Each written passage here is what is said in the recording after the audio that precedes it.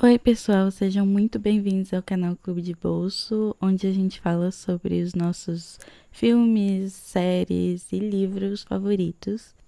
Não esquece de deixar um like, se inscrever no canal, ativar o sininho para não perder quando eu poste um vídeo por aqui. Pretendo fazer vídeos com mais frequência, é que a vida vai mudando, a gente vai fazendo as nossas coisas e deixando certos projetos de lado, mas isso agora é uma coisa que eu quero fazer com mais frequência. Vocês podem notar que as coisas andam mudando mesmo, o cenário já mudou de uns vídeos pra cá. Eu hoje tenho um equipamento novo, um microfone, para poder ter mais qualidade. E é isso, eu sou uma pessoa que não se contenta muito com a mesmice, então mudanças provavelmente vão ser bem recorrentes aqui no canal, mas também tem essa coisa de que tem uma certa qualidade que eu quero alcançar. Por exemplo, esse cenário ainda não é o que eu gostaria de ter, eu gostaria de uma coisa mais diferente, mas vamos vendo o que vai rolar por aí nos próximos vídeos. Você pode ver mais da minha vida no meu TikTok também. Lá eu compartilho um pouco mais de tudo que acontece, então eu vou deixar aqui na tela em algum lugar. Me segue lá, tanto no TikTok como no Instagram. A gente tem o perfil do @Clube de Bolso. Sem mais delongas, vamos começar a falar sobre o livro de hoje, que é um desafio. Porque como é que a gente fala de uma narrativa que não é narrada? É bastante confuso, né? Mas é por isso que hoje vamos falar de Daisy Jones and the Six, da autora Taylor Jenkins Reid, que foi um dos meus livros favoritos dos últimos meses. Então, tem muita coisa para comentar, muita coisa para destrinchar dessa história que, na minha concepção, é quase que genial. Fazia muito tempo que eu ouvia falar sobre a autora desse livro, né? Ela é bem famosa no mundo literário digital, né? No TikTok, no Instagram. Eu sempre via recomendações, principalmente de um outro livro dela, que é o Sete Maridos de Evelyn Hugo. Acho que é esse o título. É um livro que muitas pessoas amam. Eu já vi, assim, pessoas que dão a vida por esse livro de verdade. Mas quem me recomendou esse livro dessa autora especificamente foi uma amiga que me conhece muito bem. Ela me conhece muito bem, ela sempre me recomenda coisas que tem muito a ver comigo. E a gente também vê muita série, lê livros juntos, assim. É uma parceria mesmo que a gente tem. E como ela me conhece tão bem, ela sabe que eu tenho uma personalidade de fã. Então, nesse caso, ela acertou em cheio em me recomendar essa leitura. Se você, como eu, adora ver assim, um documentário sobre um artista, ou até aqueles filmes que agora o pessoal tá falando que são as biopics, né? Biopics, não sei como é que fala.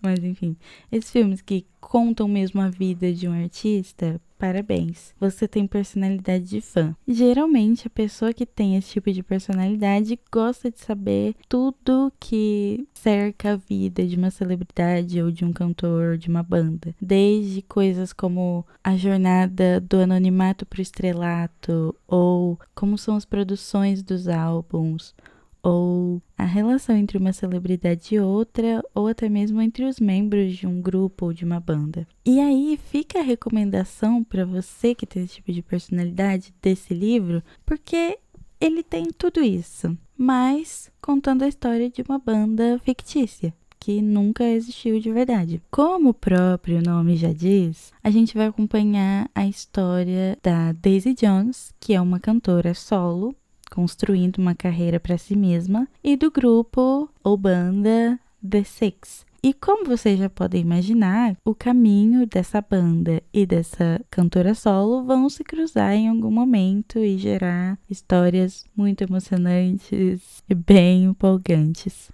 Apesar de ser uma história fictícia, a autora deixa bem marcado o tempo em que a história se passa, nesse caso em 1970, e conta a história em ordem cronológica pra gente. Além da cronicidade, da linearidade que a autora oferece durante o livro, ela também deixa bem claro para o leitor tudo que tem a ver com a cultura na qual a história está inserida. E nesse caso, a gente tá falando da cultura do sexo, drogas e rock and roll. Então é claro que essa história vai entregar muito drama, muito romance, muita intensidade. Eu acho que existem dois pontos que fizeram com que eu gostasse muito dessa história, com que essa história fosse muito proveitosa para mim. O primeiro de tudo sendo algo que eu acho que já ficou bem claro, que é o fato de que a autora constrói uma ficção, um mundo fictício, personagens fictícios, mas que se parecem muito reais. Você fica assim, cara, você termina de ler o livro e você fica assim,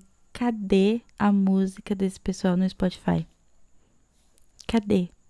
Eu vou abrir aqui o YouTube Music para procurar. Eles parecem muito reais. Você lê a história e você fica, gente, mas será que essa banda não existiu? É porque eu já li meio que entendendo do que se tratava o livro. Mas eu tenho certeza que uma pessoa que pegasse esse livro para ler sem saber nada do que tá acontecendo, sem ter lido nenhuma sinopse, se essa pessoa pega a história assim do zero pra ler, com certeza essa pessoa vai ficar confusa em algum momento, eu tenho certeza. E isso é porque ela explora muito bem esses elementos que a gente vê sempre em tudo que tem a ver com esse meio, né? Em videoclipes ou em shows ao vivo que a gente já assistiu dos nossos artistas favoritos, ou de documentários que a gente vê sempre. Até porque o formato do livro é quase que um documentário, mas a gente vai falar disso um pouquinho depois. Mas principalmente esses elementos que são visuais, por exemplo, a descrição do estúdio, a descrição do palco, a van que o grupo usava para as turnês, e até mesmo as pessoas têm essa caracterização que faz muita referência ao que realmente existe, né? A gente vai ver ali a caracterização de pessoas entre os artistas, os produtores, e também tem os groups, né, que são tipo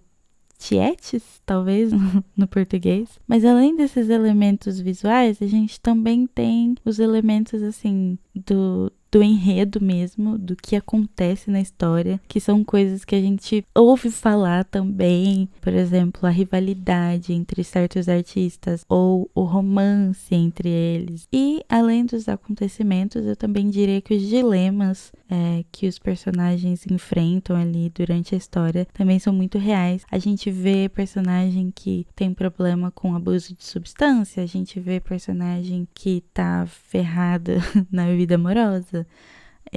A gente vê um dilema que eu acho muito legal e que também se ouve falar muito, essa escolha entre a vida pessoal e a carreira, né? A gente vê diversos artistas falando sobre isso, suas próprias músicas ou seus documentários, eles falando o quanto é difícil você ter uma vida em família, ou ter uma vida amorosa, ou dar a atenção que a sua família merece, enquanto leva uma vida de artista na estrada, sempre andando pra lá e pra cá, viajando e esse tipo de coisa. Então, todos esses elementos que remetem realmente à vida real, eu gostei muito de ver como ela trabalhou isso, né? A gente chama de verossimilhança, que é essa capacidade de imitar o mundo real na sua criação fictícia, né? E eu acho que ela conseguiu chegar no limite dessa verossimilhança, sabe? Criar uma coisa que é tão real, mas que não existe, entende? Ela chegou nesse limite de você ler e se perguntar até onde isso aqui é falso, até onde isso aqui é real. Será que ela se inspirou em alguém? Então, isso é interessante. Eu vi muitas pessoas comentarem que ela se inspirou de fato em uma banda que existiu de verdade. Não sei se isso foi confirmado por ela,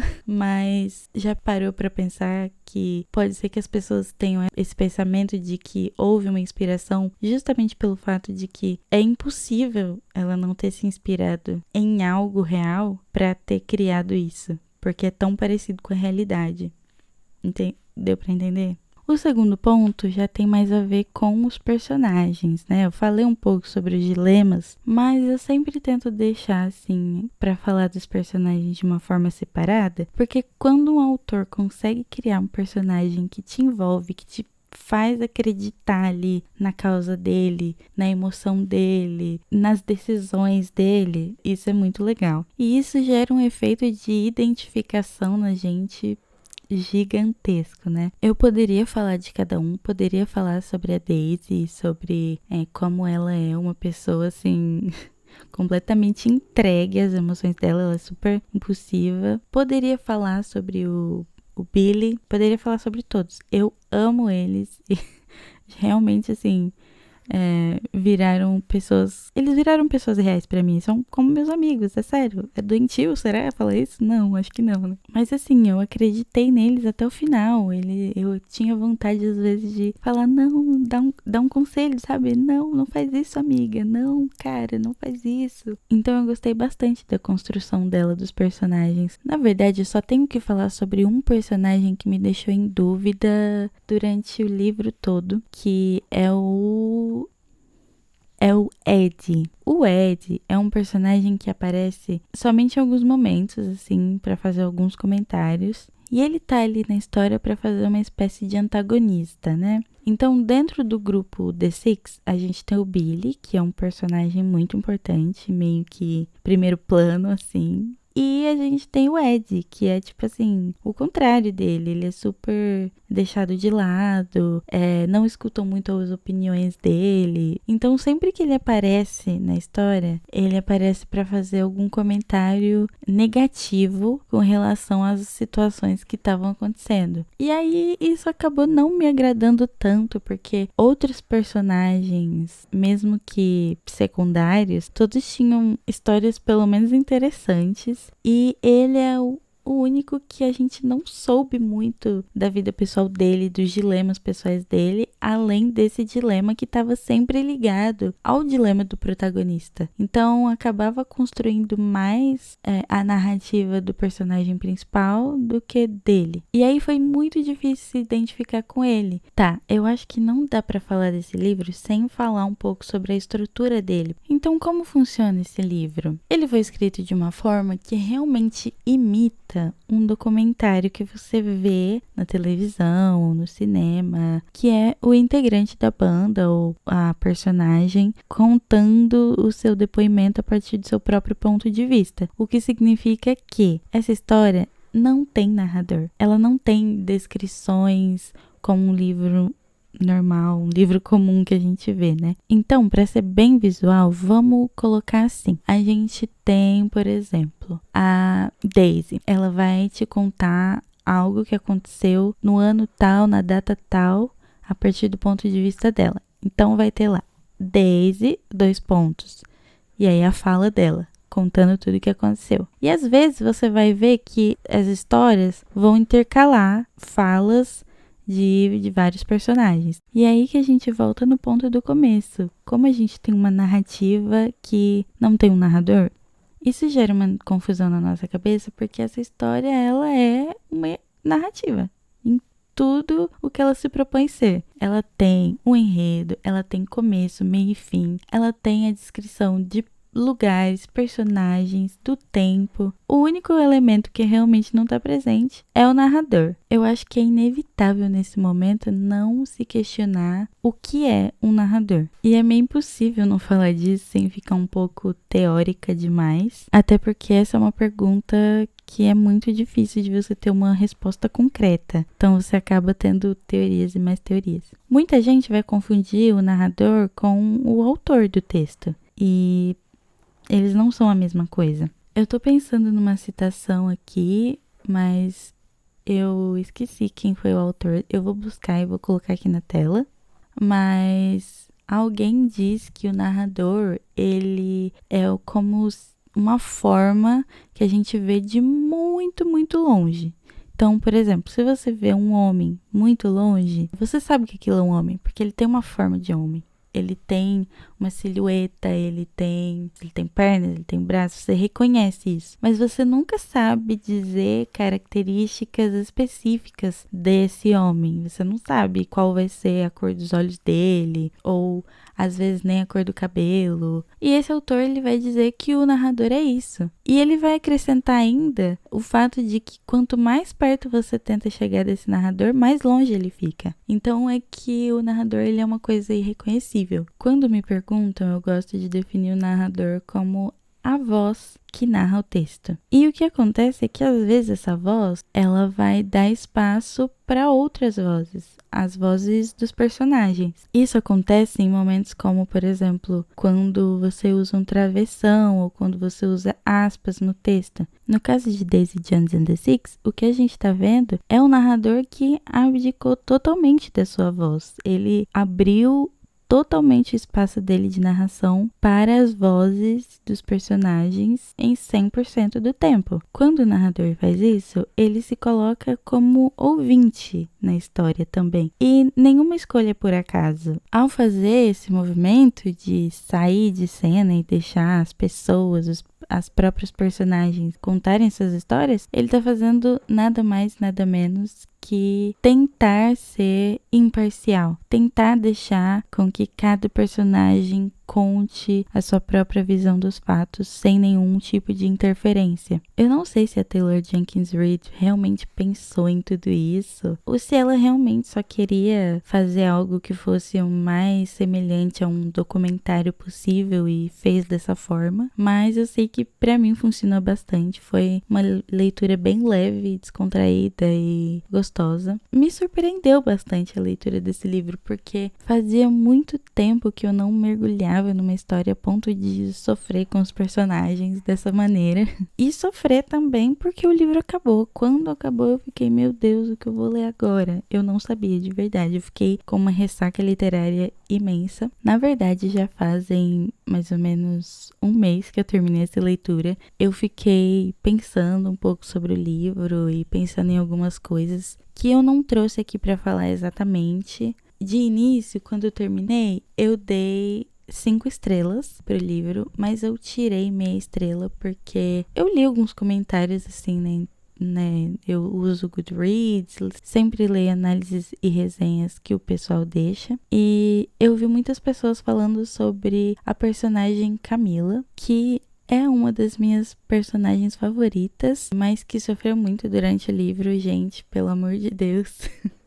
Como essa mulher sofreu. Eu acho que daria pra fazer um outro vídeo inteiro só falando sobre 3 personagens que eu considero que são os principais, que são a Camila, o Billy e a Daisy. Bom, no geral é isso, eu fico por aqui.